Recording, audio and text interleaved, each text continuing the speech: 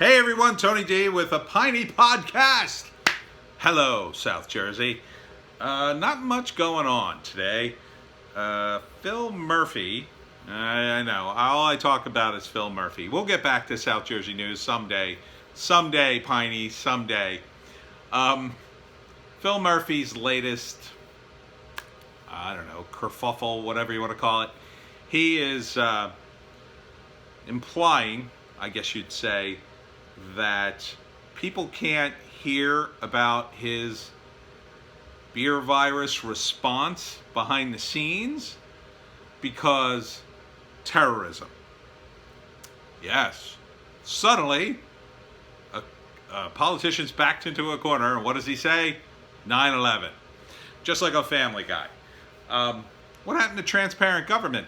Phil, why can't you tell people? Well, the clue may be in another article that says that one of the administration in his health organization, whatever you want to call whatever the hell the governor's doing with the beer virus, was abruptly, here, Joan, come on up.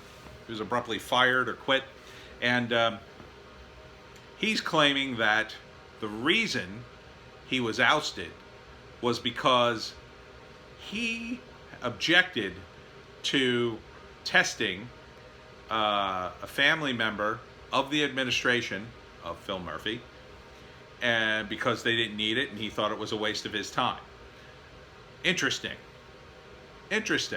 So are we seeing a situation in which the governor and his cronies got access to tests before the rest of us did? Or got access to tests that maybe they didn't need or were totally pointless? I suspect as much. Yeah, it sounds very New Jersey. Combined with the fact that Phil is now citing terrorism as a reason why you can't see his records. Oh, no. Terrorists might look at our records. We can't have that. Interesting. You know, I'll bet if we threaten to recall the governor, he'd suddenly come up with those records. I bet if we recalled the governor, he'd suddenly open the state. What I'm saying is I think we should recall the governor. Now, I know there are a lot of Democrats out there because this is New Jersey and it's a New Jersey podcast. So I think you really got to think about your party and where it's headed. I think you're headed for the dustbin of history. If you want to, save any of that, save the people you supposedly support so much that you always have to vote Democrat, I think it's time you've levied some criticism. Now, you could write a letter to the editor. No one reads those anymore. You could send an email, which I suggest you do, in record numbers. That sometimes helps if it's a lot of people. But you know what would really wake up the Democrats? If you didn't vote for them. Because then they would come back to you and go, oh my God, why didn't you vote for us? We're out of office and we have to reclaim it back. Please vote for us, please. They're not going to ask you that if you just keep voting them in. It's the same thing with Republicans in red states. You can't just keep voting them in. You got to look at other people. And there are other people. And quite frankly, the Democrats have been drifting so far left. I mean, they're further left than the Green Party at this point. And a lot of you out there are very environmentally friendly. So you might be wondering why Phil is building this massive wind power plant in Salem. Because evidence suggests that the amount of resources going into a lot of these green energy, I guess you'd call them boondoggles, it requires so much of a carbon footprint just to build them. You're going to be many years trying to earn that back, over the long term. Maybe over the long term, maybe 100 years from now, if it even lasts that long. But won't there be a better technology 100 years from now? I mean, if you go back 100 years, you're talking the 1920s. Compare the technology to then to now. So do we really need this giant wind power plant in Salem? I dispute it. And I'm wondering how much state tax money has gone to it, Phil. I'm wondering,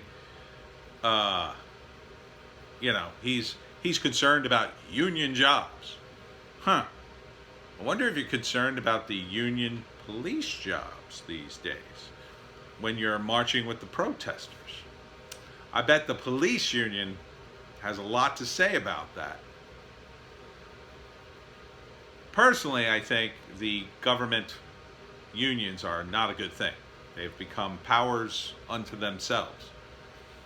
But, I mean, if they have, apparently we have to lobby the police and teachers union to get some kind of change in this damn state. Now look, teachers and police. Police, for the most part, you guys are more independent thinkers. And you can support a Republican or two. You have. More law and order guys. I think you're definitely thinking about supporting a Republican next time around. But teachers, you guys are hardcore Democrats. You're part of the problem. You're not supposed to talk politics, talk shop in your workplace. When you're a union worker in the government, and teachers are, you go to any faculty lounge during election time, you'll see plenty of political stuff. I saw it. I saw it when Christie was in. You guys were out to kick him out. And I agree with you. Christie was terrible. Big fat idiot. Didn't like him. But this Phil Murphy, he's going to turn and bite down on you. He has to. There's not going to be any money left. He ain't getting it from Trump. Not unless he bends over backwards for him. I don't think he will.